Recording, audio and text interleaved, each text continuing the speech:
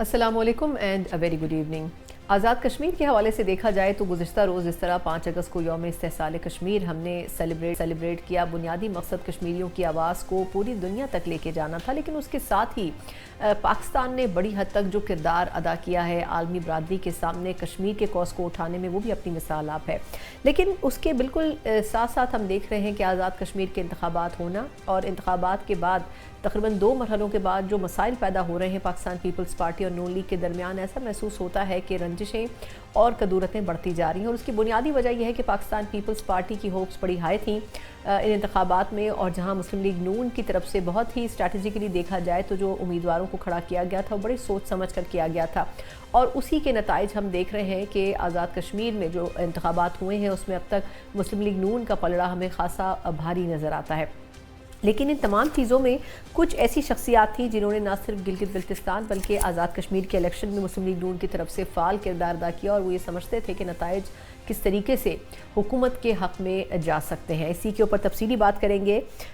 بات کرنے کے لیے پروگرام کے پہلے ساتھ موجود ہوں گے مسلم لیگ نون کے سینئر رہنما اور وفاقی وزیر برائے کشمیر اور گلگت بلتستان انجینئر امیر مقام صاحب۔ امیر مقام صاحب، آپ کے وقت کا بہت شکریہ۔ سر، پہلے تو یہ فرمائیے گا کہ آپ کے پاس وزارت بھی ہے کشمیر کے حوالے سے۔ گزشتہ روز 5 اگست کو ہم نے یوم استحصال کشمیر سیلیبریٹ کیا، کشمیریوں کے ساتھ ہم نے اظہار یکجہتی کیا، لیکن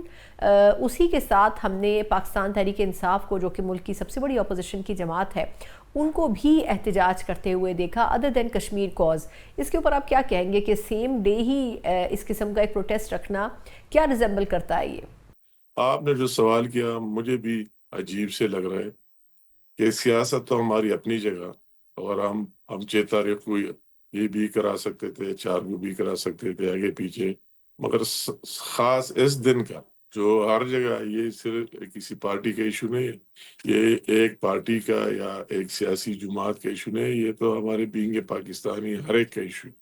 تو اس کو ان کو بھی اپنا سمجھ لینا چاہیے تھا، اور اس کو اسی دن احتجاج یا جلسہ جو ان کا رائٹ ہے مگر آج کے دن نہیں رکھ لینا چاہیے تھا۔ تو یہ ان کی وہی نان سیریسنس، اور وہی جو بات کرتے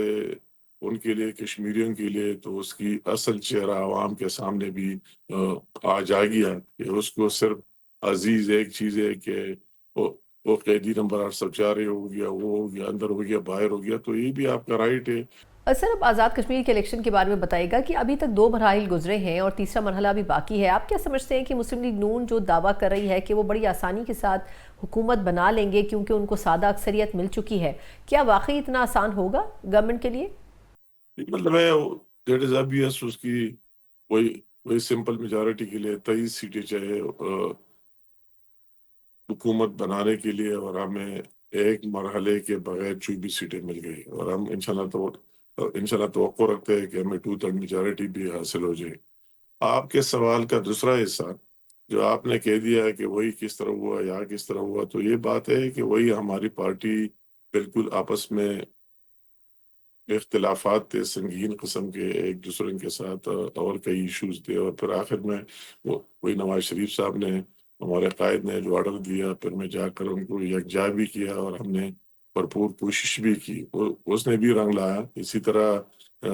اتنے ایفرٹس، اس میں کوئی شک ہی نہیں ہوئی میں، مگر میں اکیلا لڑا، وہی لڑا اور اس کے ساتھ لگا رہا، اور دوسرے لوگوں نے بعض لوگوں نے ساتھ بھی دیا، نواز شریف صاحب بھی آئے 3-4 گھنٹے کے لیے، تو یہ اس کا پھر بھی ہم اسی طرح لوز نہیں کر گئے، اور ہم نے 8 سیٹیں جیتی اور انہیں 9 سیٹیں جیتی۔ اور وہی کی روایت ہے کہ جو پارٹی گورنمنٹ میں ہوتی ہے تو وہ اگر 6 سیٹیں بھی جیت جائے تو دوسروں کو ملا کر وہی گورنمنٹ فارم کرتے ہیں۔ اس طرح عمران خان نے بھی، اگر آپ 2021 میں آپ دیکھ لیں رزلٹ نکالے، 6 سیٹیں جیت گئے، پھر آزاد کو شامل کیا، 7 لوگ آزاد جیت گئے تھے، وہ تو میں بھی بنا سکتا تھا، مگر ہمارے قائدین نے، نواز شریف صاحب نے اور شہباز شریف صاحب نے بالکل یہ کہہ دیا کہ انہوں نے ہم سے سیٹ بھی زیادہ لی اور پاپولر ووٹ بھی زیادہ لی، یہ پیپل پارٹی کا حق ہے اور رائٹ ہے، ان کو بننے دے، آپ اس میں 1 انچ بھی آگے نہ جائے۔ ہم نے ان کو کہا بھی، ان کا ساتھ بھی دیا، ان کو کہا بھی کہ آپ کے ساتھ گورنمنٹ میں نہیں بیٹھیں گے، اور آپ کو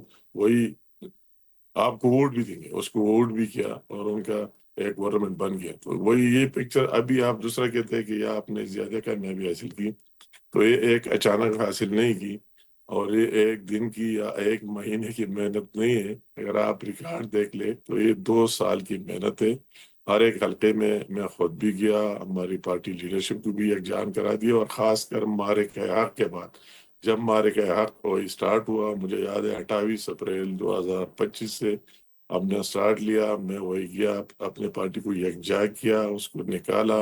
ہر ایک بارڈر پر گئے، LOC پر گئے، اور موٹیویشن کرا دیا عوام میں۔ اور اس ٹائم تک پارٹیاں بالکل ڈیڈ ہو گئی تھی، اور اسی کے بعد اس میں ایک جان آ گیا، اور یہ تسلسل ہم نے قائم رکھا، ایک ایک حلقے ٹارگیٹ کیا، اس میں محنت کی، جو جو ہم جو ہم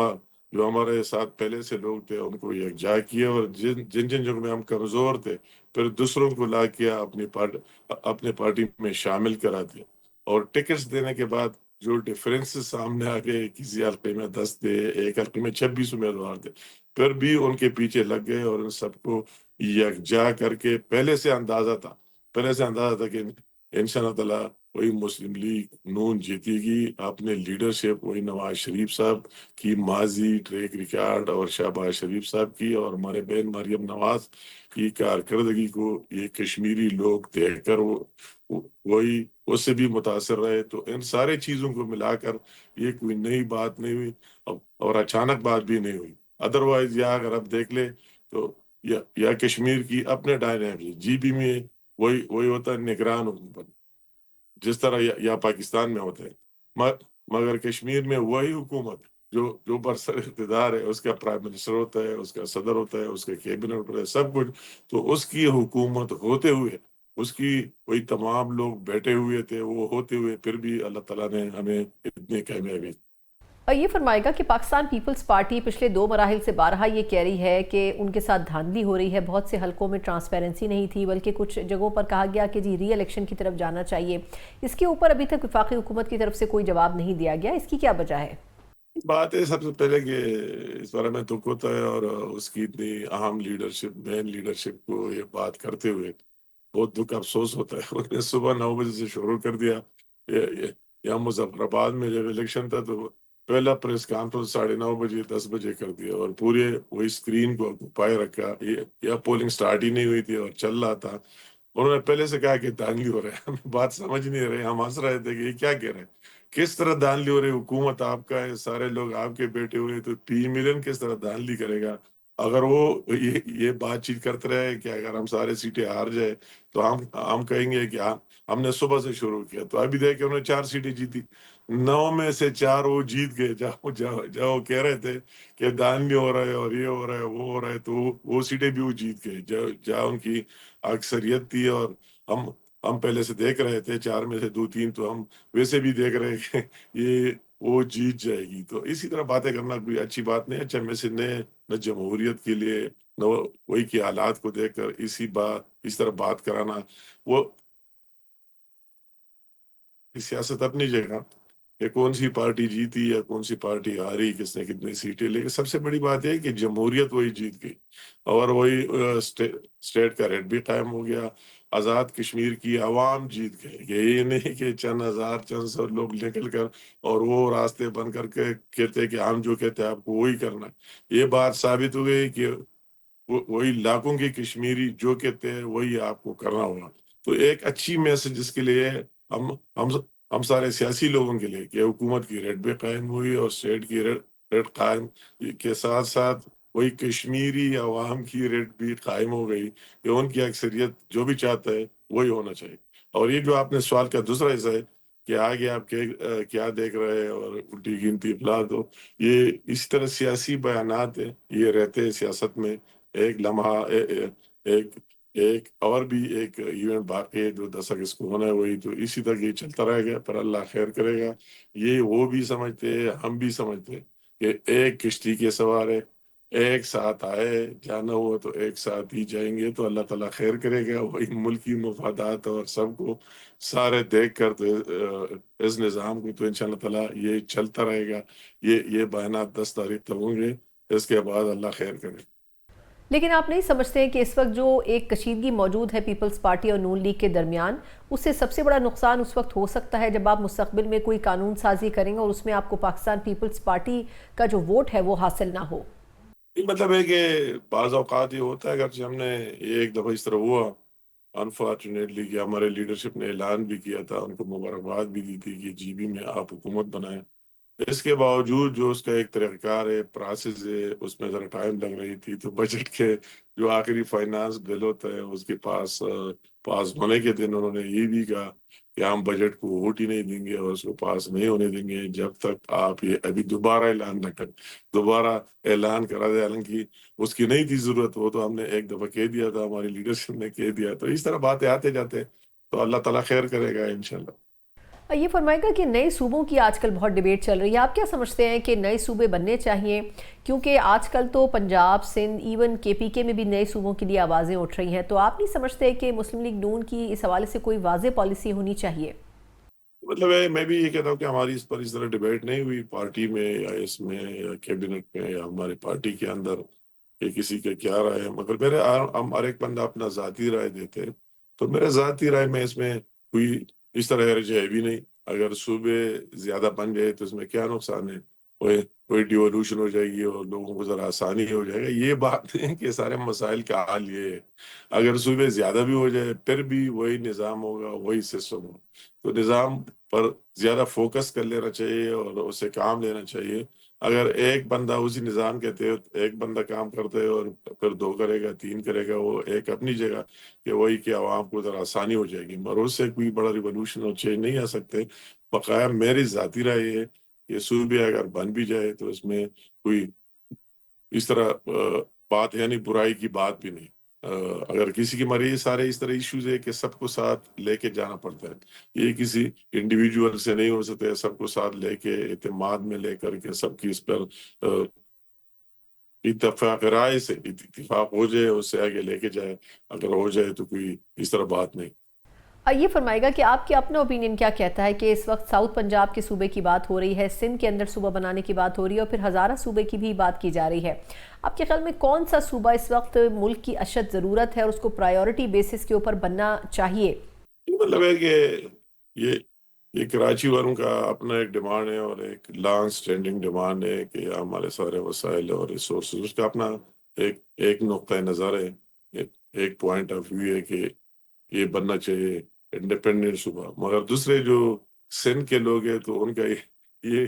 اس کو دیکھتے ہیں اگر یہ بن گیا صوبہ تو پھر ہمیں کیا ملے گا، ہم کس طرح رن کریں گے، پھر کیا کوئی کون سے ریسورسز اور وسائل ہمارے ساتھ رہ جائیں گے، تو ان ساری چیزوں کو دیکھنا ہے، اور یا جنوبی پنجاب کی بات ہو جائے تو یہ ہمارے دور میں مجھے یاد ہے اسمبلی میں ریزولوشن بھی آئی اور قرارداد بھی آئی اور ہمارے پارٹی نے بھی کیا ہے کہ بالکل بننی چاہیے، ہمیں اس پر کوئی اعتراض نہیں، کیا آپ ہزارہ صوبے کی بات کرتے ہیں تو ہم خود اس کا اظہار ہے، ہم نے بھی کہا کہ بالکل جو ہمارے بھائی چاہتے ہیں ہزارہ کے تو بالکل بننا چاہیے، ہمیں اس پر کوئی اعتراض نہیں ہے، تو اس طرح بات مطلب ہے کہ اگر ہر جگہ آپ دیکھ لیں، مگر یہ بات اس طرح ہوتی ہے کہ سب کو اعتماد میں لے کر اور کنسنسس بنا کر ہمیں آگے جانا چاہیے۔ بہت بہت شکریہ انجینئر امیر مقام صاحب، وفاقی وزیر برائے کشمیر اور گلگت بلتستان ہمارے ساتھ موجود تھے، اور یقیناً گورنمنٹ کی پالیسیز اپنی جگہ، لیکن انفرادی طور پر بہت سے سیاستدان بہت سے صوبوں کے حق میں نظر آتے ہیں، لیکن اوبویسلی جو پارٹی پالیسی ہے اس کو ریفلیکٹ کرنا بڑا ضروری ہے، اور شاید یہی وجہ ہے کہ اس وقت مسلم لیگ نون کے وفاقی وزراء کی سطح کے اوپر بہت سے وزراء کی یہ رائے ہے کہ نئے صوبوں کے اوپر اس وقت کام نہیں کیا جا رہا ہے۔ ایک مختصر وقفے کے بعد اس حوالے سے اپوزیشن کی رائے کیا ہے اور جو ڈیولپمنٹس ہو رہی ہیں پاکستان تحریک انصاف کے احتجاجی تحریک کے حوالے سے جس کے لیے ستمبر کی کال دی گئی ہے، اس کے اوپر بات کرتے ہیں ایک بریک کے بعد ایک بار پھر آپ کو خوش آمدید کہتے ہیں۔ ایک طرف نئے صوبوں کی باز گشت، دوسری طرف پاکستان کے لیے سیکیورٹی چیلنجز، اور تیسری طرف ہم یہ بھی دیکھ رہے ہیں کہ پاکستان تحریک انصاف نے 27 ستمبر کی اسلام آباد کی کال بھی دے دی ہے، اس کے اوپر بھی ایک اختلاف موجود ہے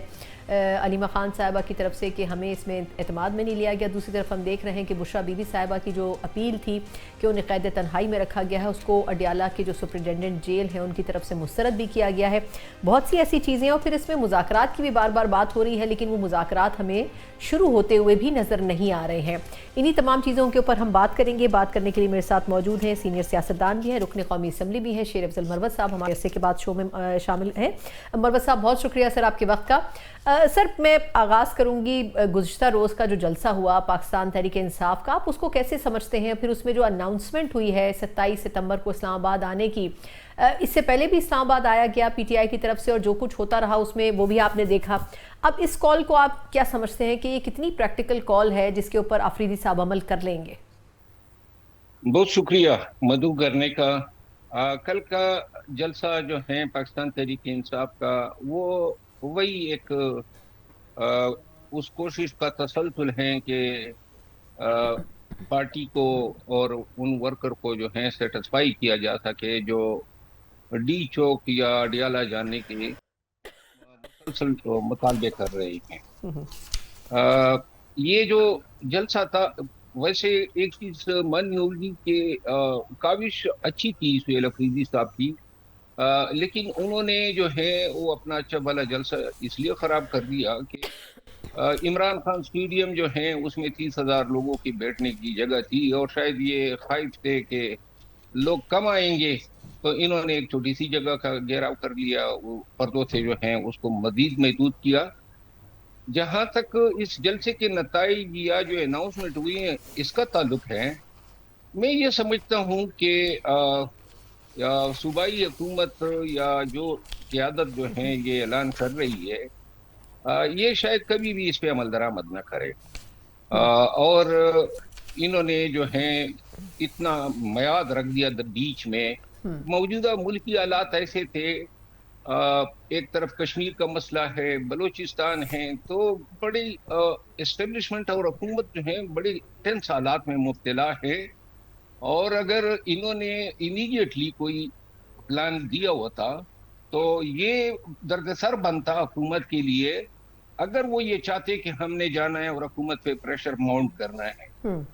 यूं अब लगभग 2 महीने की मियाद दे के तब तक ये फारिग हो चुके होंगे अपने मसाइल से, और 2 महीने में जो है आगे फिर कोई नई ट्रक की बत्ती आएगी, और ये ऐलान को मैं ट्रक की बत्ती से ज्यादा कुछ नहीं समझता। बिल्कुल सही। अच्छा, इसमें एक छोटा सा सवाल कि जो अलीमा खान साहिबा की शिकायत है कि जी हमें एतमाद में नहीं लिया गया और इस तरह कॉल दे दी गई, समझ नहीं आया कि वो इस कॉल के ऊपर मतलब वो नहीं चाहती थी कॉल दी जाए या वो जल्दी चाहती थी कि कॉल दी जाए, कुछ उससे क्लैरिटी नहीं आ सकी। देखिए, अपने तई तो मुंतजिमीन ने काफी कोशिश की कि खान के खानदान को जो है खुश किया जा सके, उनके बड़े बड़े बैनर लगाए थे, और ये काविश इसीलिए थी कि कोई एतराज ना हो, लेकिन एतराज ना हो ये हो ही नहीं सकता है। ये आदतन एतराज होता है, और ये जो उन्होंने कहा है ना कि हमें एतमाद में नहीं लिया गया, तो मेरा ख्याल है कि इनके कहने का मतलब ये था कि ये अनाउंसमेंट हमारे जरिए होना चाहिए था, सुहेल अफरीदी साहब को नहीं करना चाहिए था, क्योंकि ये तो खूब कहते आए हैं कि तहरीक हो, और वही तो उन्होंने किया है बादिउ नजर में। अब हकीकत में क्या होगा होगा नहीं होगा, ये तो वक्त बताएगा, लेकिन मैं जाती तौर पे समझता हूँ कि ये मार्च कभी नहीं होगा, और शायद 2 माह में बहुत से और नए पॉलिटिकल डायनामिक्स जो हैं वो तब्दील हो चुके होंगे। देखिए, ये ऐलान जो है ये एक दफा पहले भी हुआ था सुहेल अफरीदी साहब की तरफ से, 24 नवंबर 2025 को उन्होंने आने का ऐलान किया था। उस वक्त भी ये नहीं आए, बल्कि वो ऐलान ही गायब हो गया, और अब दूसरी दफा किया है। लेकिन ये जो मुश्किलात आयल हैं इस ऐलान पे अमल दरामद में,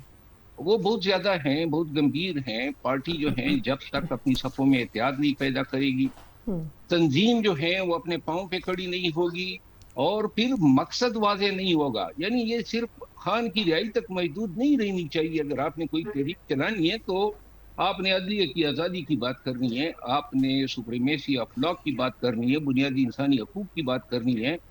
ये सारी चीजें। और फिर बिलखसूस जिस चीज पे आप पाकिस्तानियों को निकाल सकते हैं वो महंगाई है। یہ چیزیں ابھی تک نہیں ہیں. یہ جو مہم ہے یہ سیاسی تحریک یا احتجاجی تحریک میں تبھی تبدیل ہوگی جب آپ کے نعرے پہ پاکستانی جو ہیں وہ کشا کشا آئیں گے. اچھا یہ فرمائے گا سر کہ آپ نے مجھے یاد پڑتا ہے پہلے بھی ذکر کیا تھا کہ کہیں نہ کہیں بیک ڈور چینل کے اوپر بشرا بی بی صاحبہ کے لیے کچھ گنجائش پیدا کرنے کی ایفرٹس ہوئے تھے، لیکن اب جس طرح انہوں نے قید تنہائی کے خلاف اپیل کی ہے تو جیل سپرنٹینڈنٹ اڈیالہ جو ہیں وہ کہہ رہے ہیں کہ ایسا تو کچھ ہے نہیں. پھر یہ کہ ان کی کچھ اپیلیں بھی سماعت کے لیے لگ رہی ہیں کورٹس میں. آپ کیا سمجھتے ہیں کہ اب یہ معاملہ کھٹائی میں پڑ گیا ہے جو بات چیت کا تھا بیک ڈور چینل کا، یا آپ کو لگتا ہے کہ ابھی بھی کوئی امید باقی ہے؟ کیونکہ مذاکرات کی بات کئی دفعہ ہو چکی ہے لیکن وہ مذاکرات دونوں طرف سے شروع نہیں ہو رہے. نہیں، میرا خیال ہے دونوں طرف سے نہیں، ایک طرف سے شروع نہیں ہو رہے ہیں. جنہوں نے شروع کرنے وہ اسٹیبلشمنٹ ہے اور پھر حکومت ہے. جہاں تک بشرا بی بی کو ریلیف دینے کی بات ہے، دیکھیں یہ جو ابھی انہوں نے اعلان کیا ہے اس میں یہ اعلان مشروط ہے کہ اگر ان کو خان کو اور بشرا بی بی کو انصاف ملتا ہے اور عدالتیں جو ہیں وہ انصاف کر پاتی ہیں اور خان تک رسائی دی جاتی ہے تو پھر یہ اعلان جو ہے یعنی اس کو منسوخ تصور کیا جائے گا. باقی جو ہیں بڑے ابہام بھی انہوں نے چھوڑا ہے، نہ یہ بتائے کہ اسلام آباد میں کدھر جانا ہے یا اڈیالہ جانا ہے یا ڈی چوک جانا ہے، وہاں کوئی سٹ ان ارینج کرنی ہے. کیونکہ کل شفیع جان صاحب نے کہا تھا کہ ہم پورے سپورٹ کے ساتھ جائیں گے اور بہت سارا سامان اپنے ساتھ لائیں گے. تو اس کا مطلب یہ ہے کہ وہ اپنے پلان میں یہ چیزیں رکھ رہے ہیں کہ ہمارا میعاد یا ہمارا سے طویل ہو سکتا ہے. جہاں تک بیک ڈور ڈپلومیسی کی بات ہے، بیک ڈور ڈپلومیسی جو ہے وہ تو وقتاً فوقتاً آج کل چل رہی ہے. یہ جو کل کے جلسے سے 4 ایام قبل وزیر داخلہ صاحب اور وزیر اعلیٰ صاحب کے بیچ ایک خفیہ ملاقات ہوئی، یہ بھی ایک بیک ڈور ڈپلومیسی ہے اور یقیناً اس ملاقات میں یہی چیزیں ڈسکس ہوئی ہوں گی. یہ تحریک یا پھر احتجاج یا پھر جو ملاقاتیں ہیں، میرا خیال یہ ہے کہ انہوں نے کافی آسان کر دیا ہے حکومت کے لیے اور حکومت کو غور کرنا چاہیے کہ ملاقاتیں جو ہیں وہ اگر شروع ہو جائے. یہ جو آپ نے بات کی نا قید تنہائی، اب قید تنہائی جو ہیں خان صاحب کے چونکہ جیل کے حالات کا مجھے بخوبی علم ہے، دیکھیے خان صاحب جو ہیں وہ علیحدہ ہیں جیل سے اور ریزن سیکیورٹی ریزنز ہیں.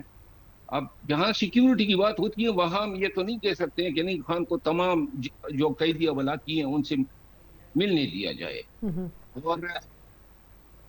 قید تنہائی سے ان کا مراد یہ ہے کہ خان کے ڈاکٹروں کی رسائی نہیں ہے، خان کے وکلاء کی رسائی نہیں ہے، خان کے خاندان کی رسائی نہیں ہے. اور یہ جو رسائیاں جو ہیں وہ ممنوع ہوئی ہیں، یہ بیسیکلی زیادتی ہے کسی بھی قیدی کے ساتھ. اور علاج بھی جو ہیں وہ آج کل رکا ہوا ہے، ڈاکٹر تک رسائی نہیں. یہ ساری چیزیں ملا کے ایک ایسا پکچر پورٹری کر رہی ہے جس سے صرف حکومت یا اسٹیبلشمنٹ جو ہیں وہ نقصان اٹھا رہے ہیں اور خان کے ساتھ ہمدردیاں بڑھ رہی ہے.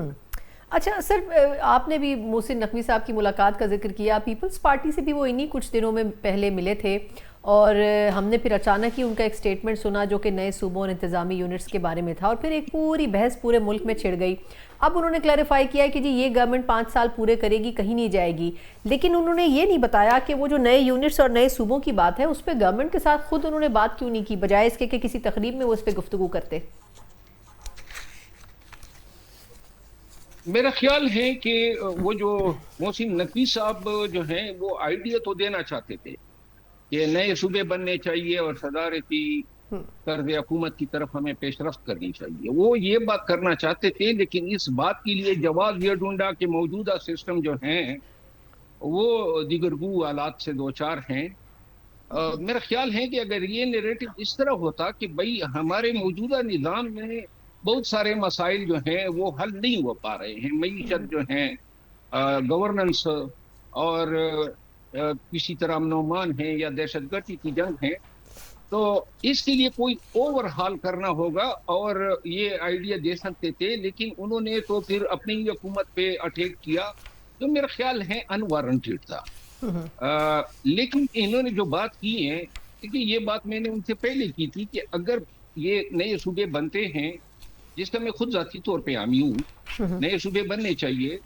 और जिसके सबसे बड़े दाई इमरान खान रहे हैं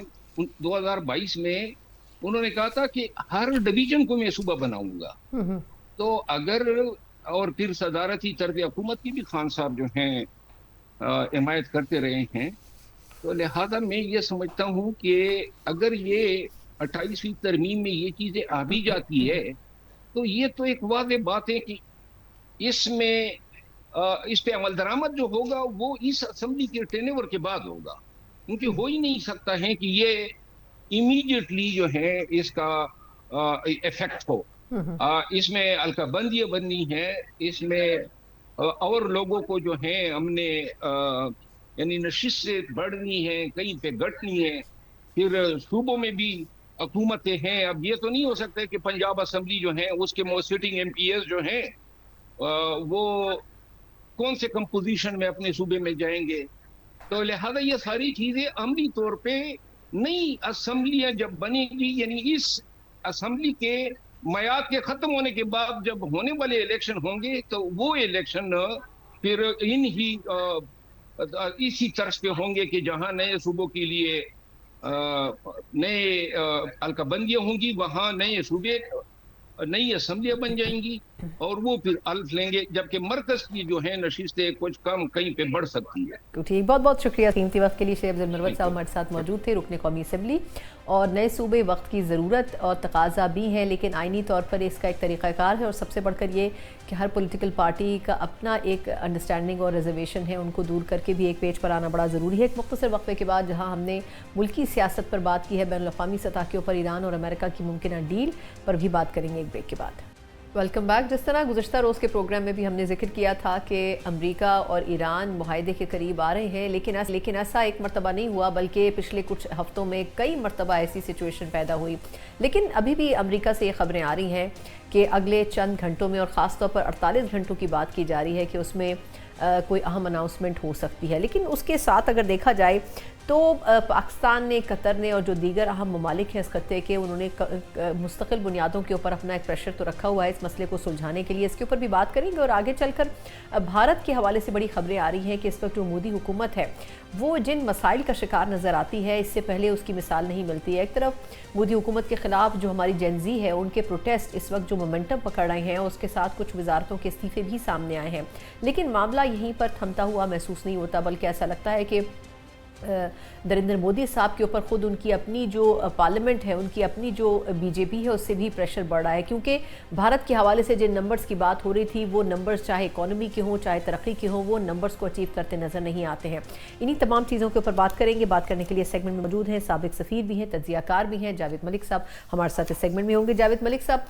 सर बहुत शुक्रिया आपके वक्त के लिए। सर शुरू करते हैं, मेरे ख्याल है अमेरिका और ईरान के हवाले से, उस पर हमने कई शोज़ में डिस्कस किया, लेकिन लास्ट टाइम भी जब बात हुई थी ऐसा लग रहा था बातचीत होनी है। अब ऐसा महसूस हो रहा है कि कुछ बर्फ पिघली है, और अमेरिका की तरफ से बार बार ये सिग्नल आ रहे हैं कि अगले चंद घंटों में, 24 घंटों में, और अब ये आज कहा गया कि जी 48 आवर्स में कुछ बेहतर हो सकता है। आप क्या समझते हैं कि एक रोड मैप, क्योंकि कल एक खबर आई थी कि जी अमेरिका, ईरान और अमान जो हैं वो मिलके कोई आबनाए हरमज़ के हवाले से कोई स्ट्रैटेजी बना सकते हैं, आप उस पर अगर रोशनी डाल सकें।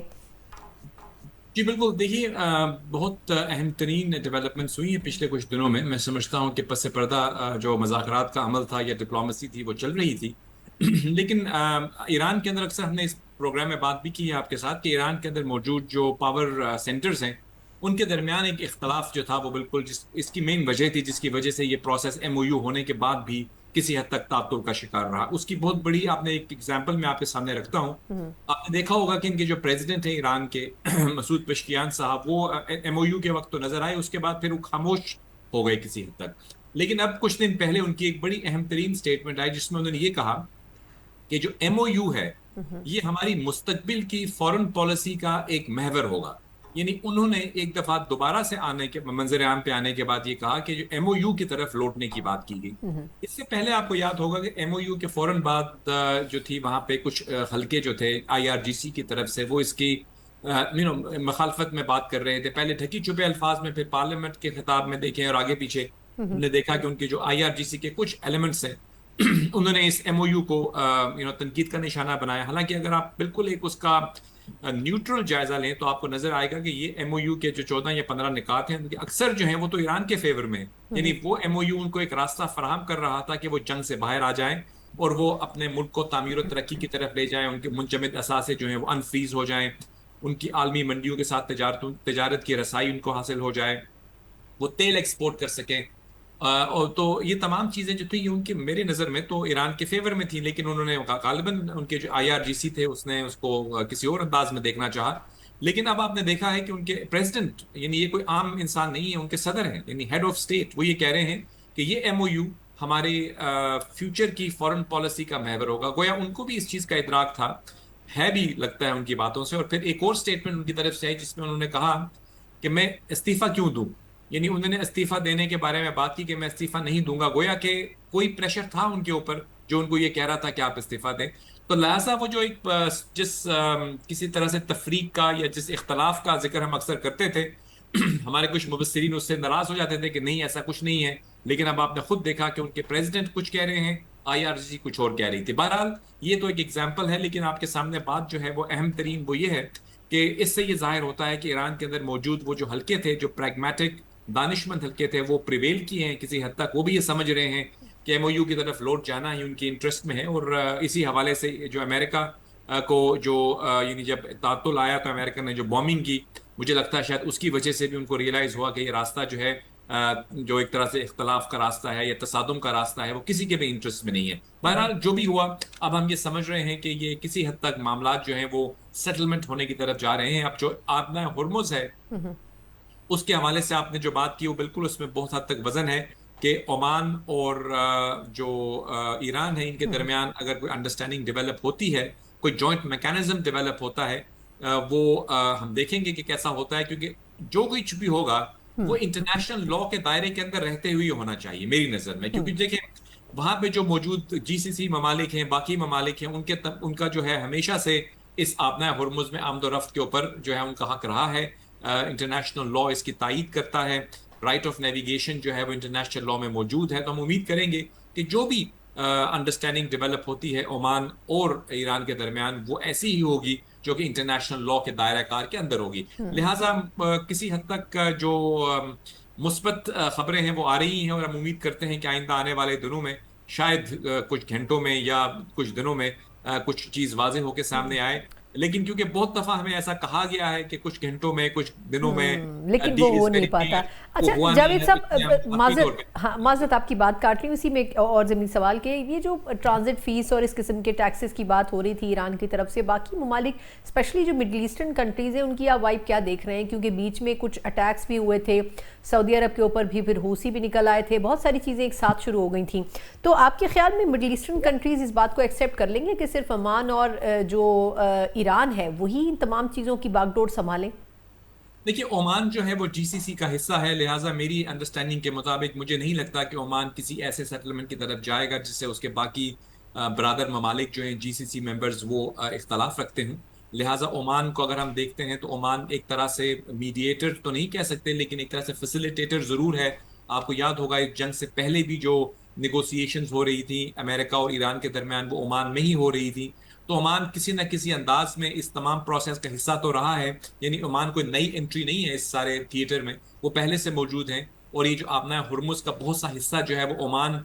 کے دائرہ کار میں آتا ہے. کچھ حصہ ضرور ایران کہہ سکتا ہے کہ ان کے دائرہ کار میں آتا ہو, لیکن جو زیادہ حصہ ہے وہ عمان کے دائرہ کار میں. تو عمان کی جو بھی انڈرسٹینڈنگ میری نظر میں اگر ایسی کوئی انڈرسٹینڈنگ ڈیولپ ہوتی ہے تو مجھے یہ یقین ہے کہ جو GCC ممالک ہیں ان کو شامل حال کرنے کے بعد ہی عمان جو ہے وہ کسی چیز پہ ایگری کریں گے. وہ ایسا نہیں ہوگا کہ وہ ان کو پیچھے چھوڑ کے ایران کے ساتھ کوئی ڈیل کر لیں یونیلیٹرلی, ایسا تو نہیں ہوگا.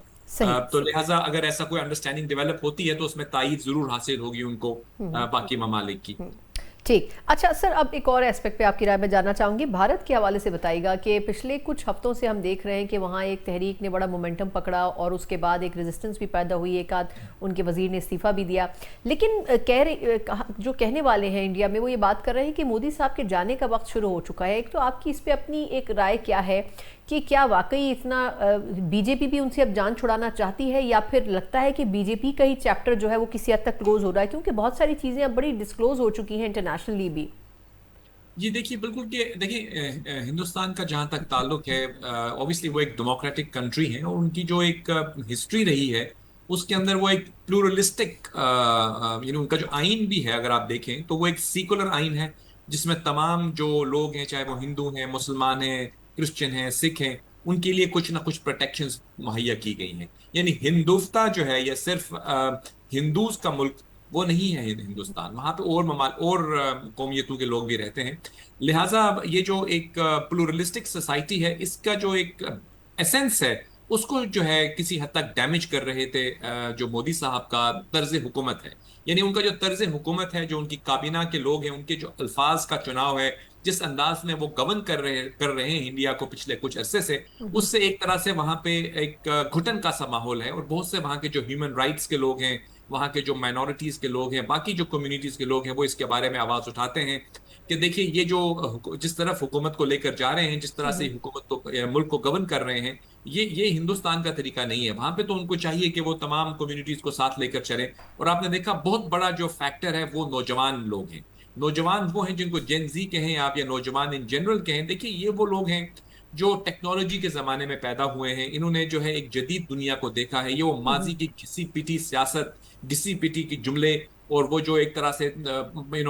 روایتی انداز میں بات کرنے والے جو ایک ہم کیا کہہ سکتے ہیں، ان کو ہم احترام کرتے ہیں اپنے سینئرز کا. لیکن ایک وقت آتا ہے جب سینئرز کو بھی گریسفلی ریٹائر ہو جانا چاہیے اور نوجوانوں کو بھی موقع ملنا چاہیے کہ وہ اپنی ملک کی تقدیر میں ایک کردار ادا کر سکے. تو یہی وہ تھاٹ تھی جس کو لے کر یہ پارٹی جو ہے یہ سامنے آئی. نام اس کا تھوڑا اس قسم کا ضرور ہے جس پہ لوگ اس کو طنز و مزاح سمجھتے ہیں، لیکن جس طرح سے انہوں نے اپنی بات کو، اپنی موقف کو پیش کیا اور اس کے بعد وہاں کے جو وزیر تعلیم تھے ان کو استعفیٰ دینا پڑا، وہ اس چیز کا اندیہ دیتے ہیں کہ وہاں موجود جو لوگ ہیں وہ اس موجودہ حکومت کی پالیسیوں سے نالاں ہیں اور وہ سمجھتے ہیں کہ وہاں پہ پلورلسٹک سوسائٹی جو ہے وہ دوبارہ بحال ہونی چاہیے. میں سمجھتا ہوں پاکستان کے پرسپیکٹو سے بھی، جو پاکستان کے پالیسی میکرز ہیں، ہمیں آپ جانتی ہیں کہ آپ میڈیا میں ماشاءاللہ آپ کا بہت وقت گزرا، ہمیں بھی موقع ملا میڈیا میں رہنے کا، تو ہمارے ہاں تو ہمیشہ یہی بات کی جاتی رہی ہے کہ ہم ہندوستان کے ساتھ امن بھائی چارہ چاہتے ہیں. لیکن وہاں جو حکومت ہے گزشتہ کچھ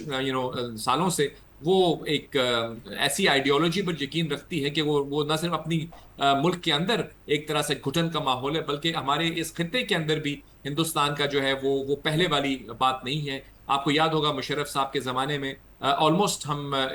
کافی حد تک اپنے ایشوز ریزالو کرنے کے قریب تھے. ایون بینظیر بھٹو صاحبہ نے بھی اس کے حوالے سے کوشش کی، نواز شریف صاحب نے بھی کوشش کی، واجپئی صاحب بھی آئے. تو یعنی کوششیں ہمیشہ ہوتی رہتی تھی کہ پاکستان اور ہندوستان کے درمیان جو ان ریزالو میٹرز ہیں ان کو ریزالو کیا جائے. لیکن گزشتہ کچھ سالوں سے آپ دیکھ رہی ہیں کہ بالکل ایک طرح سے ڈیڈ لاک ہے. یہاں تک کہ کرکٹ کی ٹیم بھی کہتی ہے ہم ہاتھ نہیں ملائیں گے. یعنی ایک جینٹلمنز گیم ہے جو کبھی بھی ایسا نہیں ہوا. تو ہم امید کرتے ہیں کہ وہاں رہنے والی جو قیادت ہے، وہاں کے لوگ ہیں، بالخصوص وہاں کے نوجوان ہیں، وہ اس چیز کے اوپر انہوں نے ایک اپنی آواز اٹھائی ہے. کیونکہ میں سمجھتا ہوں اس خطے کے اندر پاکستان اور ہندوستان، بنگلہ دیش، سری لنکا، یہ جو 7 ممالک ہیں ان کے درمیان جو ہے اگر آپس میں انڈرسٹینڈنگ ہو، یقیناً ہم مختلف ممالک ہیں، ہمارے مختلف ایجنڈاز ہیں، ہمارے مختلف نظریات ہیں. ہم یہ نہیں کہتے کہ ہم بالکل ایک ہو جائیں، لیکن کسی حد تک اپنی انفرادیت کو برقرار رکھتے ہوئے، اپنے نیشنل انٹرسٹ کو پروٹیکٹ کرتے ہوئے ایک ورکنگ ریلیشن شپ تو ہونی چاہیے. میں سمجھتا ہوں کہ اس حوالے سے ہندوستان میں بھی جو دانشمند طبقے ہیں ان کو ادراک ہوگا، ہمارے ہاں تو ہے. تو لہٰذا اگر وہاں پہ کچھ بہتر طرز حکومت آتا ہے تو میں سمجھتا ہوں اس خطے کے لیے، اس پوری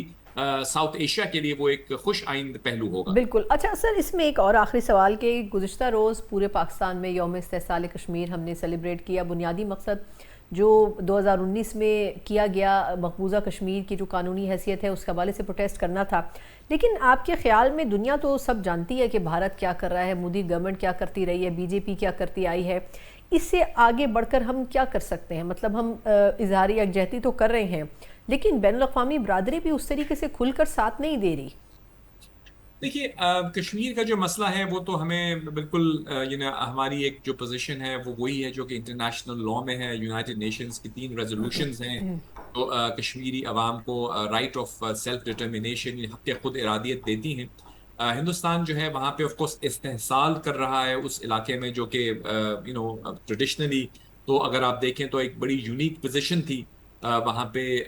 کشمیر کا جو یہ خطہ تھا. یہ اس کی ان کے کانسٹیٹیوشن میں ایک ڈفرینٹ ایک اس کی جو تھی وہ پروویژن تھی. وہ یونین ٹیریٹری بھی نہیں تھی, اس کا وفاق کے ساتھ ایک انفرادی ریلیشن شپ تھا. لیکن کچھ عرصے پہلے آپ کو یاد ہوگا انہوں نے اس کو سلب کرنے کی کوشش کی, لہٰذا اس کے نتیجے میں جو استحصال ہے وہ زیادہ بڑھا.